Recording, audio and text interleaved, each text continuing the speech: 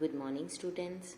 Today I am going to continue my lecture for plus 2 arts political science, and the name of the chapter is End of Bipolarity, and the topic is why did Soviet Union disintegrate. As all of you have studied in previous lecture that why did Soviet Union disintegrate. One view is that जैसे भी मैंने कल बताया था, nationalist जो थे उन्होंने उनकी फीलिंग्स जो थी very much at work throughout the history,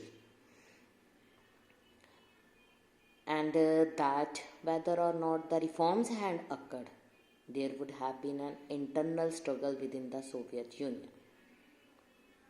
मतलब ये था कि चाहे रिफॉर्म्स हों या न हों, फिर भी सोवियत यूनियन के अंदर कम्युनिस्ट पार्टी के लीडर्स के बीच में स्ट्रगल जो है वो चलती गई. दैट्स वाई जो सोवियत यूनियन था उसकी डिसइंटीग्रेशन हो गई. This is a what if of history. But अगर हम बात करें, surely it is not an unreasonable view. ये अनरीजनेबल व्यू नहीं है. Given the size and diversity of the Soviet union growing the internal problem. कुछ ये भी सोचते थे कि जो गर्बाचोव ने रिफॉर्म्स किए हैं वो बहुत जल्दी से कर दिए, जिसके कारण जो नेशनलिटी थे उसमें डिससेटिस्फैक्शन जो है वो इंक्रीज हो गई एक पॉइंट तक, जिसके कारण जो गवर्नमेंट और रूलर थे उस चीज़ को वो कंट्रोल ना कर सके. कोल्ड वार के दौरान बहुत सारे नेशनलिस्ट जो थे अनरेस्ट थे, would be strongest in central Asian republics. उन्होंने अपने ethnic and religious differences rest of the union को छोड़कर उसमें अपने इकोनॉमिक बैकवर्डनेस को प्रेजेंट करना शुरू कर दिया. लेकिन धीरे धीरे जो थिंग्स थी वो टर्न आउट होनी शुरू हो गई. नेशनलिस्ट की जो डिससेटिस्फैक्शन थी सोवियत यूनियन के साथ और ज़्यादा स्ट्रॉन्गेस्ट हो गई more than European and prosperous part. Russia, Baltic areas as well as Ukraine, Georgia इसमें भी और ज़्यादा स्ट्रॉन्गेट हो गई. ऑर्डिनरी पीपल उन्होंने फेल्ट किया कि वो बिल्कुल सेंट्रल एशियन से सेपरेट हैं और एक दूसरे से भी सेपरेट हो गए हैं. कंक्लूजन ये निकला कि उनको बहुत ज़्यादा इकोनॉमिक प्राइजेस को पे करना पड़ रहा है और फिर भी उनको सोवियत यूनियन से सेपरेट समझकर बैकवर्ड एरियाज़ में लाया जा रहा है. नेक्स्ट हमारा टॉपिक होगा consequences of disintegration. Soviet union टूट गया, कोलैप्स हो गया, सेकेंड वर्ल्ड बन गया सेकेंड वर्ल्ड के बाद. But why? क्या रिजल्ट्स इसके निकले? Collapse of second world of Soviet union and socialist system in Eastern Europe. World politics में उसके बहुत सारे कॉन्सिक्वेंसेस निकले. यहाँ पर हम स्टडी करेंगे 3 डिफरेंट काइंड, जो ब्रॉड काइंड्स हैं इनकी कॉन्सिक्वेंसेस के डिसइंटीग्रेशन के. ठीक है, और क्या इनका इफेक्ट पड़ा. First of all, it meant the end of cold war confrontations. As you know that जो कोल्ड वार थी वो यूएसए और यूएसएसआर के बीच में हुई थी. जैसे भी मैंने पहले भी अपने लेक्चर में बताया था कि जब 2 कंट्रीज़ के बीच में वार शुरू हो जाती है तो उसमें एक लूज़र होता है और एक विनर होता है. अब कोल्ड वार में यूएसए विनर हो गया, लेकिन यूएसएसआर की डिसइंटीग्रेशन हो गई, जिसके कारण एंड ऑफ कोल्ड वार हो गया. आइडियोलॉजिकल डिस्प्यूट जो थे, whether the socialist system would beat the capitalist system, ये कोई ज़्यादा इशू नहीं था. क्या जो सोशलिस्ट सिस्टम है कैपिटलिस्ट सिस्टम से आगे चला जाएगा या नहीं जाएगा, ये ऐसा इशू नहीं था. लेकिन इस डिस्प्यूट ने दोनों ब्लॉक्स के बीच में मिलिट्री पावर को इंक्रीज कर दिया और एक मैसिव आर्म रेस स्टार्ट हो गई. न्यूक्लियर वेपन्स दोनों ने बनाने शुरू कर दिए, जिसके कारण जो एग्जिस्टेंस मिलिट्री ब्लॉक था और ज़्यादा बढ़ना शुरू हो गया. जब एंड हुआ कन्फ्रंटेशंस का, उसने ये डिमांड की कि आर्म रेस को एंड कर दिया जाए. जितना हो सके न्यू पीस का रास्ता बनाया जाए, जितनी पॉसिबिलिटी बन सके।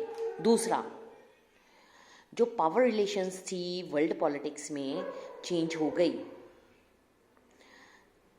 Relative influence of ideas, institutions, वो भी चेंज हो गए। जब कोल्ड वार एंड हुई तो उसने दो पॉसिबिलिटीज के लिए ओपन कर दिए doors.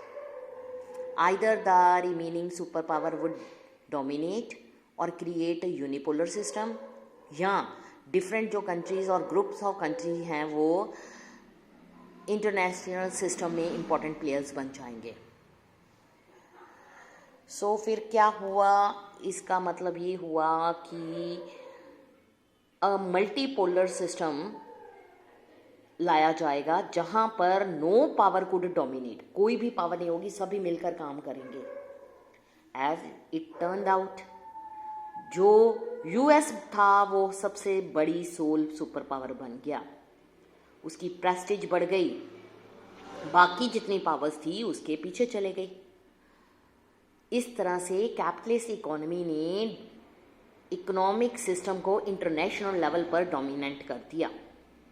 Institutions like world bank, international monetary fund जो थे वो पावरफुल हो गए, और बाकी जितनी कंट्रीज थी वर्ल्ड की उन सब के लिए बहुत बड़े ये एडवाइज़र बन गए। इसके अलावा उन्होंने कैपिटलिज्म की ट्रांजिशंस, इस तरह से क्या हुआ, उन्होंने उनको जो लोन दिए थे, loan for their transition to capitalism. Politically अगर हम बात करें, नोशन ऑफ लिबरल डेमोक्रेसी जो थी वो इमर्ज्ड हो गई as the best way to organise political life. Third, इसका क्या कारण था कॉन्सिक्वेंसेस का, the end of Soviet bloc means क्या हुआ, बहुत सारी नई छोटी इंडिपेंडेंट कंट्रीज की इमर्जेंस हो गई। अब जो ये कंट्रीज इंडिपेंडेंट हुई थी उनकी खुद की अपनी एस्पायरेशन सी, चॉइसेस सी। सम ऑफ दैम, स्पेशली अगर हम बात करें बाल्टिक, ईस्ट यूरोपियन स्टेट, वो यूरोपियन यूनियन को ज्वाइन करना चाहती थी और वो नॉर्थ अटलांटिक ट्रीटी ऑर्गेनाइजेशन का एक पार्ट बनना चाहती थी। सेंट्रल एशियन कंट्रीज जो थी वो अपनी जियोग्राफिकल लोकेशन का फ़ायदा उठाना चाहती थी और वो रशिया के साथ अपने क्लोज टाई बनाना चाहती थी। इसके अलावा वो वेस्ट के साथ भी अपने आप को टाई अप करना चाहते थे। वेस्ट को छोड़कर यूएस, चाइना के साथ भी वो अपने आप को टाई अप करना चाहते थे। इस तरह से इंटरनेशनल सिस्टम में बहुत सारे प्लेयर्स जो हैं वो उनका ओरिजिन हुआ, जिनकी अपनी खुद की आइडेंटिटी थी, इंटरेस्ट थे, इकोनॉमिक पॉलिटिकल डिफिकल्टी थी। It is to those issues that we now turn.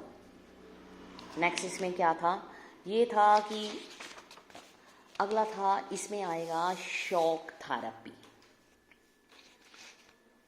Post communist rhymes. जो कोलैप्स था कम्युनिज्म का, मोस्ट ऑफ कंट्रीज ने जिन्होंने इसको फॉलो किया था, बट उन्होंने एक ऐसे पेनफुल प्रोसेस के थ्रू वो निकले थे जिसमें transition from an authoritarian socialist system to a democratic capitalist system means एक पुराना सिस्टम जिसको एकदम से चेंज कर दिया गया, न्यू सिस्टम। जो सिस्टम सोशलिस्ट था वो अब चेंज हो गया डेमोक्रेटिक कैपिटलिस्ट सिस्टम। जो मॉडल है ट्रांजिशन का in Russia, Central Asia, East Europe, वो World Bank and International monetary Fund के थ्रू इन्फ्लुएंस्ड हुआ, जिसको शॉक थेरेपी का नाम दिया गया। अब जो ये शॉक थेरेपी थी, इसकी अपनी इंटेंसिटी और स्पीड में ये बहुत जगह पर वेरी हुई। किसके बीच में? फॉर्मर सेकेंड वर्ल्ड कंट्रीज में। बट जो इसकी डायरेक्शन थी, फीचर्स थे, वो एक दूसरे के सिमिलर थे। सो हम अगर शॉक थेरेपी की डेफिनेशन करें तो शॉक थेरेपी का मतलब क्या होता है? Transition from an authoritarian socialist system to a democratic capitalist system, this is known as shock therapy and it is done in Soviet Union when there was disintegration of Soviet system. Shock therapy जो है सबसे ज़्यादा influenced हुई थी international monetary fund and world bank के कारण। Students, ये topic आज मैं यहीं पर फिनिश करती हूँ। नेक्स्ट हम शॉक थेरेपी इन पोस्ट कम्युनिस्ट टाइम में नेक्स्ट अपना टॉपिक कंटिन्यू करेंगे कल के लेक्चर में। Thank you student.